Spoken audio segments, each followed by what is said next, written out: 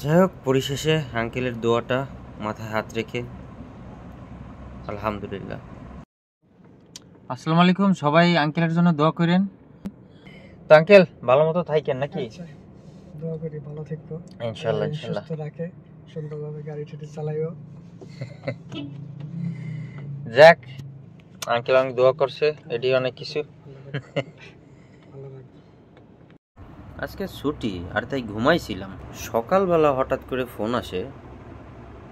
তো একজন আমাকে বলে যে বাবা, তুমি কি আমাকে একটু হেল্প করতে পারবা? আমি বললাম কি হেল্প আঙ্কেল বলেন।